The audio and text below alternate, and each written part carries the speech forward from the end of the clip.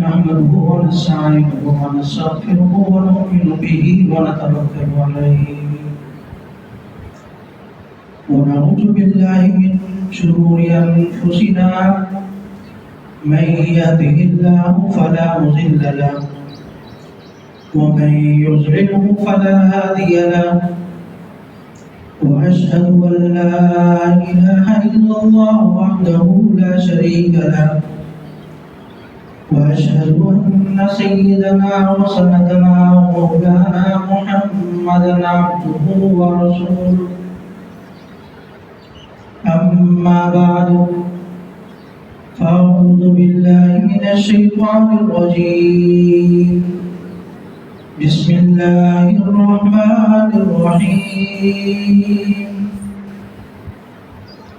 إن عدة الشهور عند الله 12 شهرا في كتاب الله يوم خلق السماوات والأرض منها 4 حرم ذلك الدين القيم فلا تظلموا فيهن أنفسكم صدق الله العظيم وصدق رسوله النبي الكريم ونحن على ذلك لمن الشاهدين والشاكرين والحمد لله رب العالمين.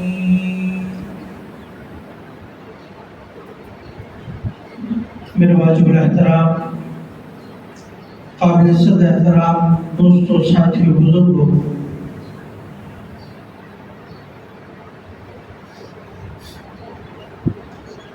ماہ ذی الحج اسلامی سال کے اعتبار سے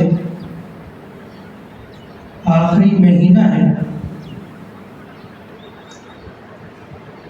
اور محرم الحرام سے ایک نئے سال کی ابتدا 1446 ہجری شروع ہو جائے گا۔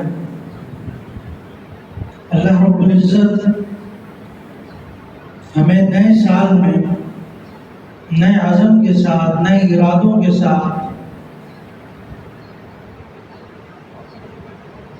نئی حکمت عملی کے ساتھ آگے بڑھنے کی توفیق عطا فرمائے۔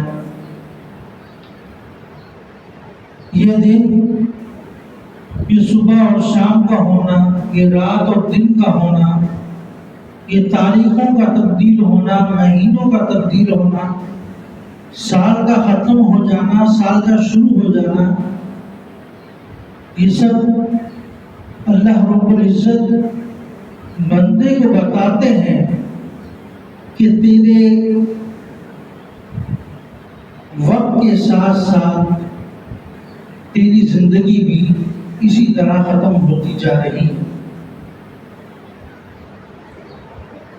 جس طرح رات دن گزر رہا ہے، اس طرح تیری زندگی بھی گزرتی جا رہی ہے۔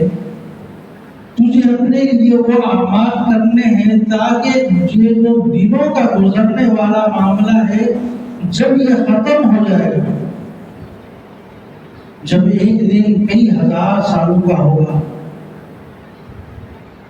جب جنت میں ہم چلے جائیں گے، جہاں 24 گھنٹے کا دن نہیں ہوگا بلکہ کئی ہزار سالوں کا ایک دن ہوگا اور ہمیشہ والی زندگی ہوگی، تو ان ایام میں اپنے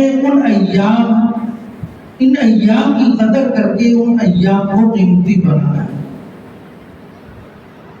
ان ایام کی قدر دانی کر کے ان ایام کو قیمتی بنانا ہے جہاں ہم نے ہمیشہ رہنا۔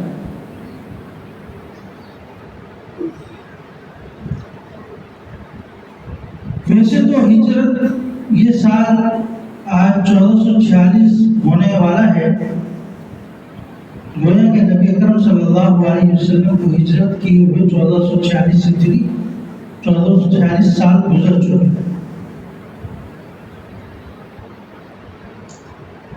یہ ہجرت یہ سن کس سال شروع ہوا اور کس نے شروع کیا؟ حضرت عمر فاروق رضی اللہ تعالیٰ عنہ جب کسی کو خط لکھا کرتے تھے تو اس میں تاریخ نہیں ہوتی تھی،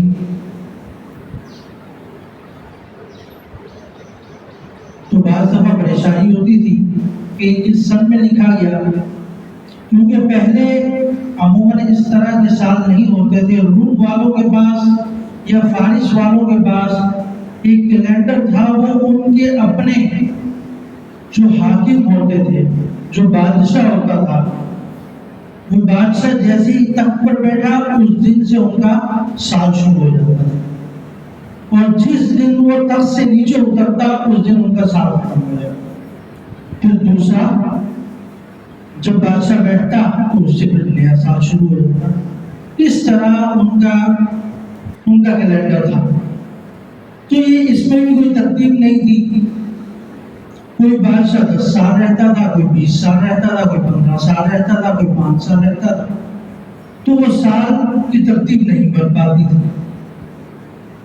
تو اس طرح ان کا کیلنڈر چلتا تھا، تو یہ بھی سال سمجھ میں نہ آیا۔ البتہ یہ 20ویں سال اس وقت بھی چل رہا تھا۔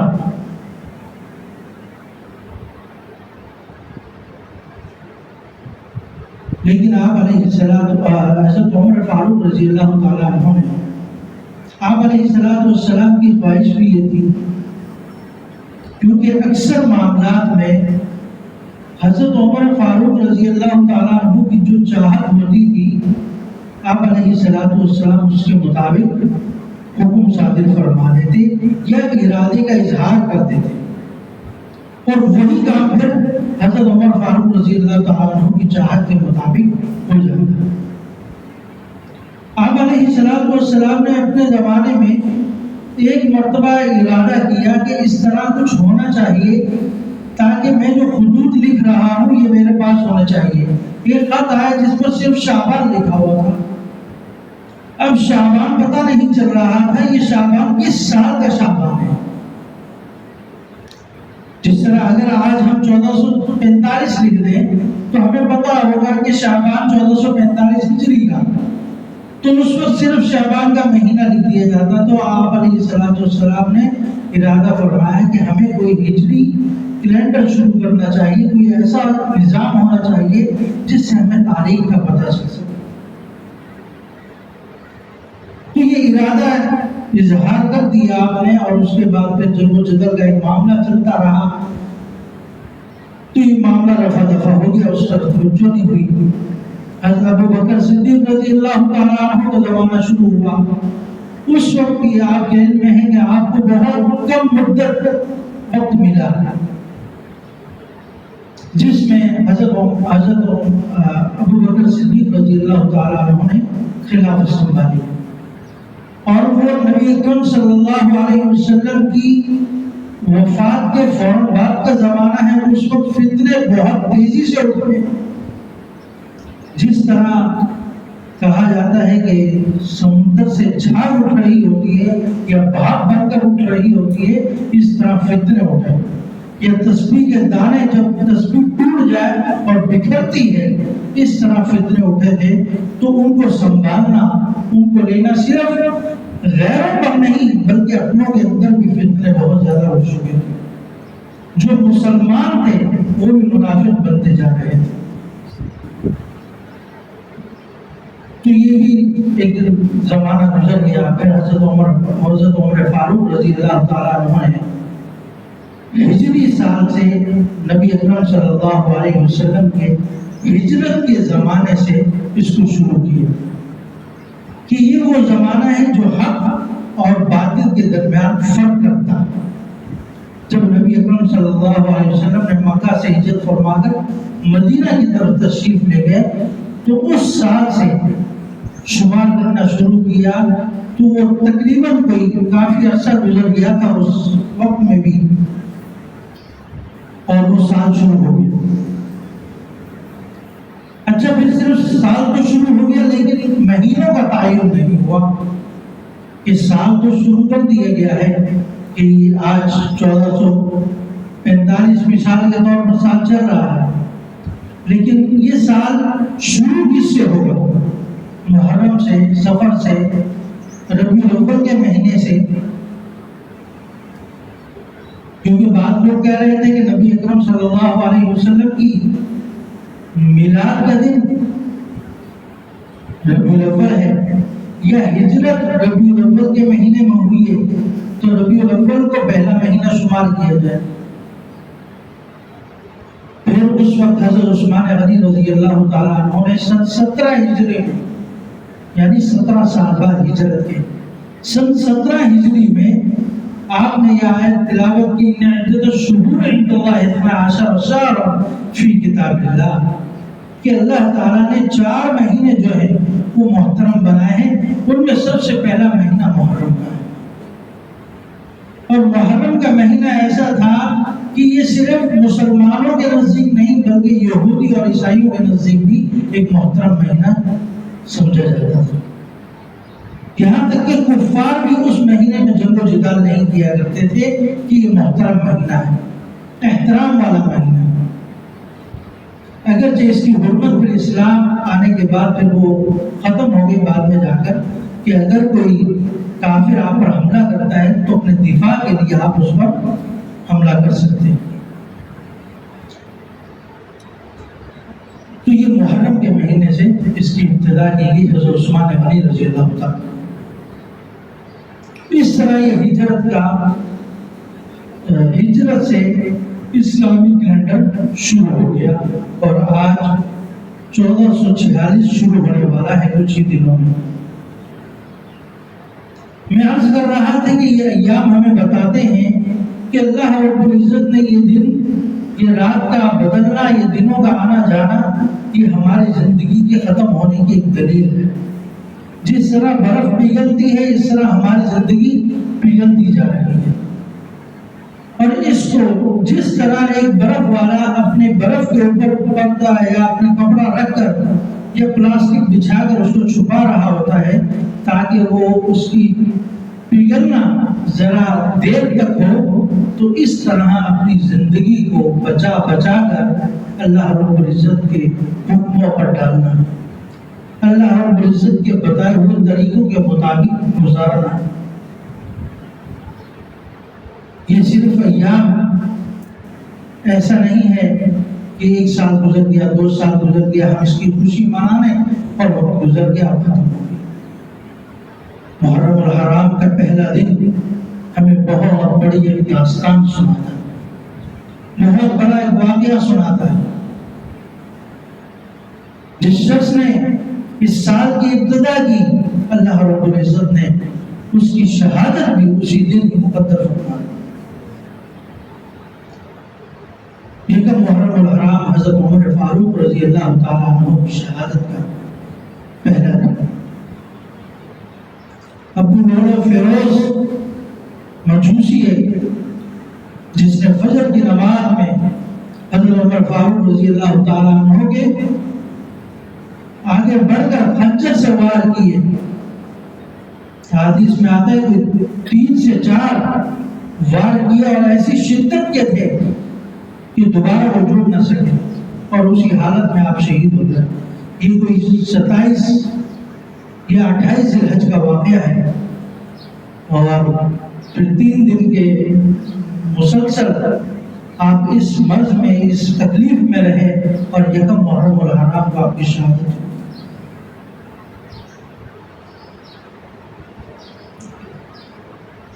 یہ جب اس شخص نے وار کیے تو دوبارہ صحابہ کی صفوں میں سے گزرنا چاہا، باہر نکلنا چاہا، لیکن الحمدللہ صحابہ کی صفوں میں ایک اتحاد اتنا مضبوط ہوتا تھا کہ درمیان سے کسی شخص کا نکلنا مشکل ہو جاتا تھا۔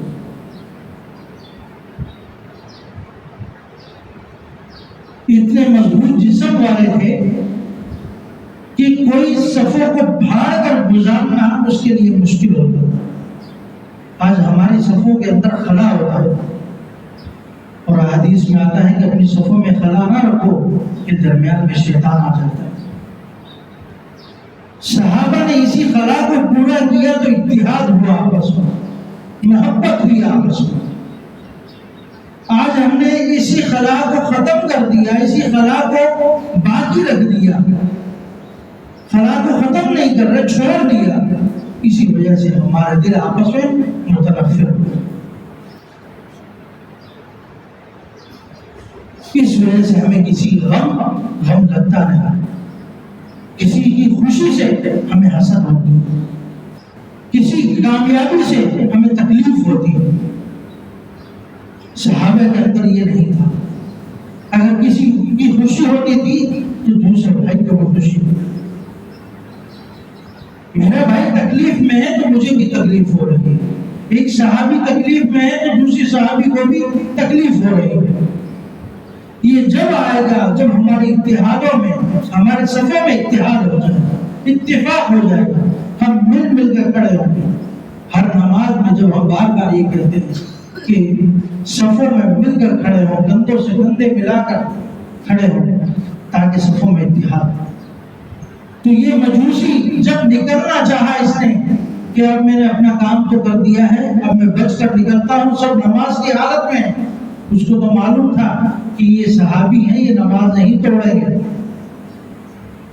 یہ غفلت نہیں برتیں گے، ایک صحابی آگے ہوئے نماز مکمل کر دی، لیکن جب اس نے دیکھا کہ میرا یہاں سے نکلنا مشکل ہے، خودکشی کر لی، پھر وہی خنجر اپنے اوپر بھی مار کر ختم ہو گیا کہ اب بچنے کا راستہ کوئی ممکن نہیں ہے، اب اپنے آپ کو بھی مار ڈالو، کیونکہ اگر میں نے اپنے کو نہیں مار ڈالا تو یہ نہیں چھوڑیں گے، تو آخری لمحہ بھری حضرت عمر فاروق رضی اللہ تعالیٰ عنہ کی شہادت سے یہ ساتھ شروع ہوتا ہے، جو ہمیں بتاتا ہے کہ اسلام کی سربلندی، اپنے دین پر استقامت اگر چاہتے ہو، اللہ کی رضا چاہتے ہو، اللہ کے دین کو مغلوب کرنا چاہتے ہو، تو شہادت فی سبیل اللہ کو اپنا لو، اللہ کے راستے کو اپنا لو، یہی راستہ اٹل ہے، اسی میں کامیابی ہے۔ حضرت عمر فاروق رضی اللہ تعالیٰ عنہ کی دعا بھی یہی تھی کہ اللہ مجھے شہادت دینا، مجھے بستر پر موت نہ دینا۔ اللہ تعالیٰ نے پھر وہی شہادت کی موت فرماتے بے ہوش ہو گئے، جب اٹھایا گیا کہ حضرت نماز کا وقت ہے، فوراً آنکھ کھلی، پوچھا مجھے مارنے والا کون ہے؟ صحابہ نے کہا حضرت مارنے والا مجوسی ہے، کافر ہے۔ فوراً مطمئن ہو گئے، یا اللہ تیرا شکر ہے، یا اللہ تیرا شکر ہے کہ مجھے کسی منافق نے نہیں مارا بلکہ کسی کافر نے، میں کافر کے ہاتھوں شہادت کی موت کو اس پر شکر ادا کیا، کیونکہ منافقین کی بھی ایک بڑی تعداد تھی۔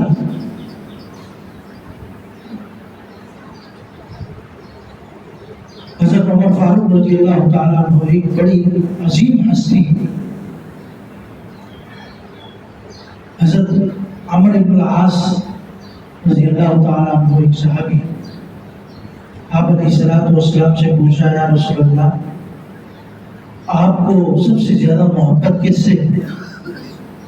آپ علیہ السلام نے فرمایا حضرت عائشہ سے میں سب سے زیادہ محبت کرتا ہوں۔ صحابی نے پوچھا یا رسول اللہ مردوں میں سب سے زیادہ محبت کس سے؟ فرمانے لگے عائشہ کے والد سے، حضرت ابو بکر صدیق رضی اللہ تعالیٰ عنہ سے۔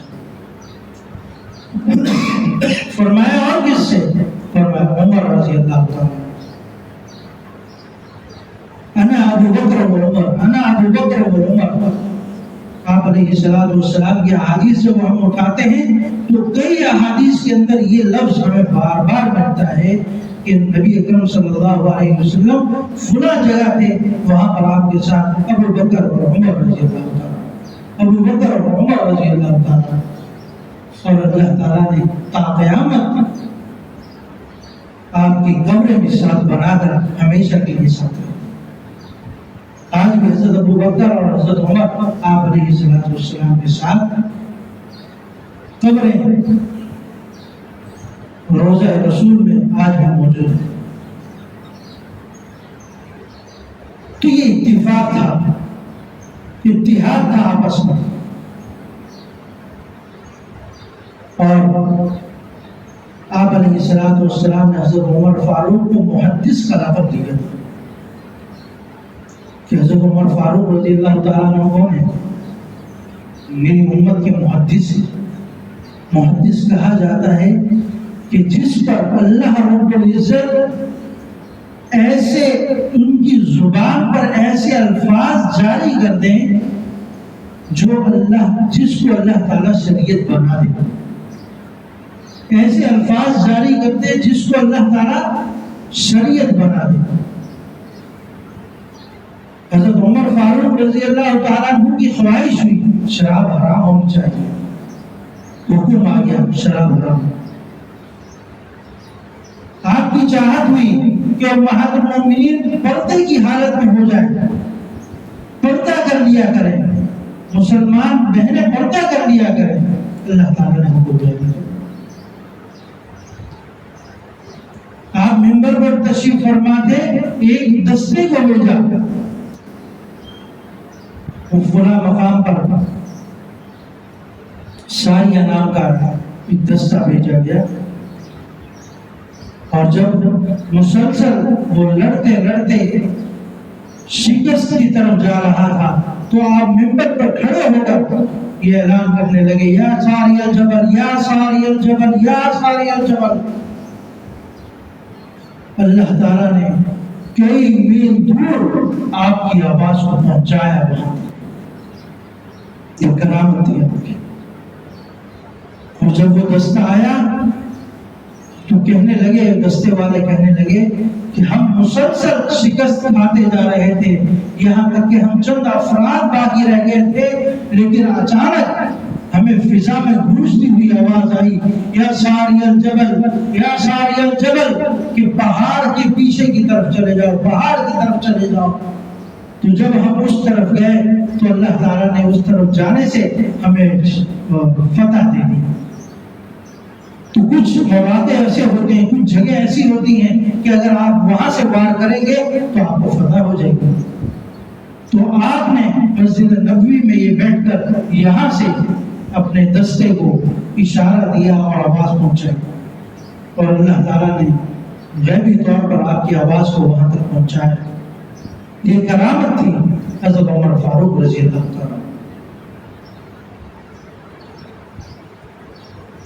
دو صحابی، ایک کافر اور ایک منافق مسلمان جس کو کہا جاتا ہے، نبی اکرم صلی اللہ علیہ وسلم کے پاس حاضر ہو گئے، یا رسول اللہ میرا فلاں معاملہ ہے اور یہ کہہ رہا ہے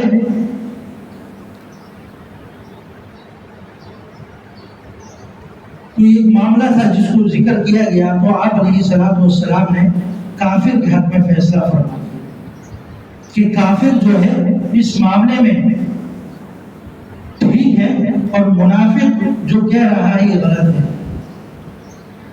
منافق نے کہا نہیں یہ صحیح نہیں ہے، حضرت عمر کے پاس چلتے ہیں، مجھے آپ علیہ السلام کے فیصلے پر اطمینان نہیں۔ منافق کہنے لگا، اور اس کافر کو حضرت عمر کے پاس لے گئے کہ حضرت عمر تو بہت جلیل قسم کے اور سخت مزاج آدمی ہے، اس کافر کو دیکھتے ہی اس کی گردن اڑا دیں گے۔ وہ یہ سمجھتا ہوا کافر کو لے گیا حضرت عمر کے پاس۔ اس منافق کو یہ معلوم نہ تھا کہ حضرت عمر سخت مزاج تو ہیں لیکن انصاف والے بھی ہیں، سخت مزاج تو رکھتے ہیں لیکن انصاف کے پلڑے کو خراب نہیں ہونے دیتے، ترازو کو نہ انصافی میں نہیں جانے دیتے، بلکہ انصاف کے ساتھ معاملہ کرتے۔ جا کے مدعا رکھا کہ ہم نبی اکرم صلی اللہ علیہ وسلم کے پاس حاضر ہوئے تو آپ نے اس کے حق میں فیصلہ فرما دیا ہے، آپ یہ معاملہ ہمارے ساتھ ہوا ہے۔ آپ نے یہ سنا اور کہا کہ 2 منٹ یہاں کھڑے ہو جاؤ، میں ذرا اندر سے آتا ہوں۔ اندر گیا اور تلوار لے کر آئے، اس منافق کی گردن اتار دی فوراً۔ اور یہ فاروق کا لقب بھی بعض لوگ کہتے ہیں کہ اس وقت سے آپ کا رکھا گیا کہ جس دن آپ نے حق اور باطل کے درمیان فرق کر کے دکھایا، اگرچہ وہ کافر ہے لیکن وہ حق پر ہے۔ جو شخص حق پر ہوگا وہ اسلام کے نزدیک قابل رحم ہے، اس پر رحم کیا جائے،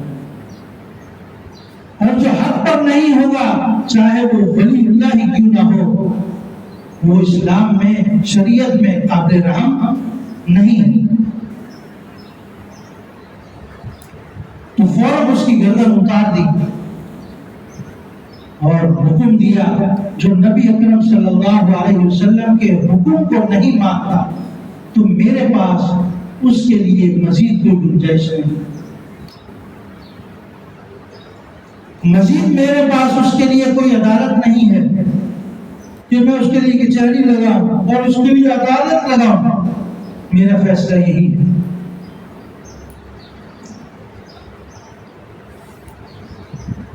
میں عرض کر رہا تھا کہ محرم الحرام کا مہینہ ہمارے نئے سال کا مہینہ ہے۔ جس طرح ہم جنوری کی ابتدا کرتے ہیں ایک خوشی کے ساتھ، تو محرم الحرام کی بھی کسی حد تک ہمیں خوشی ہونی چاہیے۔ وہ خوشی ایسی نہ ہو کہ آپ گولیاں چلانے لگ جائیں، پٹاخے پھاڑنے لگ جائیں۔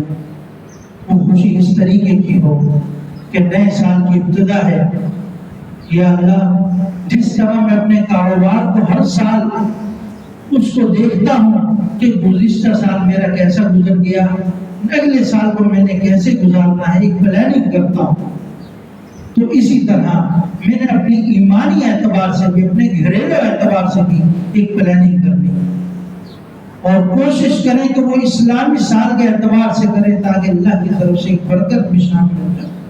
اگرچہ وہ عیسوی سال بھی ہمارا ہی ہے، غیروں کا سال نہیں ہے، وہ بھی ہمارا ہی ہے، اگر کوئی اس پر چلتا ہے تو بہت اچھی بات ہے، لیکن ساتھ میں اس پر بھی چلے، کیونکہ اکثر ہماری عبادات کا تعلق ہجری سال کے ساتھ تعلق رکھتا ہے۔ رمضان مبارک اسی کے ذریعے آتا ہے، عید الفطر بھی ہم اسی سے مناتے ہیں، عید الاضحیٰ بھی اسی سے مناتے ہیں، حج کے ایام بھی اسی سے مناتے ہیں، اس طرح کے دیگر عبادات بھی ہم اسی مہینے اور اسی کیلنڈر کے اعتبار سے منائی جاتی ہیں۔ باقی محرم کے اندر، محرم ایک عام مہینوں کی طرح ایک مہینہ ہے، اس میں اس طرح کالے کپڑے نہ پہننے، یہ رواج نہیں۔ کالے کپڑوں سے اپنے آپ کو بچانا۔ نبی اکرم صلی اللہ علیہ وسلم کا پسندیدہ لباس سفید لباس، سفید کپڑے، کالا لباس جہنمیوں کا لباس کہا جاتا ہے، مسلمانوں کا لباس نہیں۔ شہادت پر کوئی غم، کوئی افسوس نہیں ہوتا۔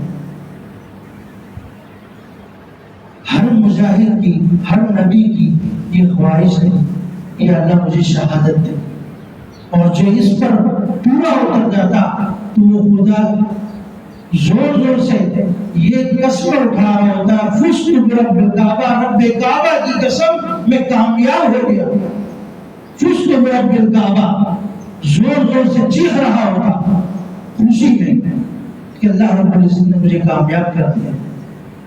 آج اگر ہم یہ کہیں گے وہ کامیاب نہیں ہوئے یا ہمیں ان کی موت پر غم ہے، تو اس کا مطلب ہے کہ ہم سمجھ لیں کہ وہ کامیاب نہیں ہوئے، کہ وہ غلط ہے۔ مزید کسی قسم کی کوئی شیرنی وغیرہ اس طرح کی چیزیں، سبیلے وغیرہ لگانا، یہ بھی اسلام کا مزاج ہے، اس سے بھی اپنے آپ کو بچائیں۔ تیسرا، صرف 9 محرم الحرام، 10 محرم الحرام کے روزے کا اہتمام کرنا چاہیے۔ اگر کوئی شخص 9 تاریخ کا رکھے تو ساتھ میں 10 تاریخ کا بھی رکھ لے، 10 تاریخ کا رکھے تو ساتھ میں 11 تاریخ کا بھی رکھے۔ اصل روزہ 10 تاریخ کا ہے، 9 اور 11 کو ملایا جاتا ہے تاکہ یہودیوں کے ساتھ مشابہت نہ ہو جائے، کیونکہ یہودی صرف ایک دن کا روزہ رکھتے ہیں 10 محرم الحرام کا، ان کے ہاں ایک دن کا روزہ فرض ہے، ہمارے ہاں فرض تو نہیں لیکن نبی اکرم صلی اللہ علیہ وسلم نے ایک خواہش کا اظہار کیا تھا کہ جب یہودی روزہ رکھ سکتے ہیں اللہ رب العزت کو خوش کرنے کے لیے، تو ہم تو اور زیادہ اللہ کے قریبی لوگ ہیں، ہمیں تو 2 روزے رکھنے چاہیے۔ آئندہ سال ہم 2 روزے رکھیں گے، یا تو 9 محرم کا رکھ لیں گے یا 11 محرم کا، تو دونوں کے ساتھ ایک روزہ لازمی رکھ لیا جائے، 10 محرم کے ساتھ 11 کا یا 9 کا، تاکہ مشابہت بھی نہ ہو اور ثواب بھی مل جائے۔ اس محرم اور حرام کے اندر صرف یہ 2 روزوں کا اہتمام کرنا چاہیے، اور 10 تاریخ کو اپنے رزق کے اندر وسعت کے لیے تھوڑا سا دسترخوان بڑھا دیا جائے۔ اگر عام حالات میں 2 ڈشیں بناتے ہیں تو 3 کر دی جائے۔ اچھا، یہ ضروری نہیں، فرض نہیں ہے، لازم نہیں ہے، سمجھ رہے ہیں کہ لازمی یہ کرنا ہے، جیب میں پیسے نہیں ہے پھر بھی یہ کرنا نہیں۔ اللہ تعالیٰ نے جتنی ہمت دی ہے، جتنی طاقت دی ہے، اس کے مطابق مختصراً کر دیا جائے، اور نہ بھی کریں، صرف روزہ رکھ لیں، اللہ تعالیٰ اسی پر برکت ڈال دے گا۔ کچھ چیزیں مستحب کے درجے میں ہوتی ہیں، ہم اس کو اتنا اپنے اوپر فرض کر لیتے ہیں کہ اس کے لیے پھر مشکلات میں آ جاتے ہیں۔ تو دین مشکل کا نام نہیں ہے، دین آسانی کا نام ہے۔ اللہ رب العزت نے دین کو آسانی کے ساتھ، اور ہمارے امام ابو حنیفہ رحمۃ اللہ علیہ نے اپنے اجتہاد کے ذریعے سے بہت ہی آسان پہلو ہمارے لیے منتخب فرمائے ہیں۔ اللہ تعالیٰ ہمیں عمل کی توفیق عطا فرمائے، اور اس دین پر چلنے کی توفیق عطا فرمائے، دین کے تقاضوں کے مطابق، نبی اکرم صلی اللہ علیہ وسلم کی چاہت اور اللہ کی رضا کے مطابق زندگی گزارنے والا بنائے۔ وما علینا الا البلاغ۔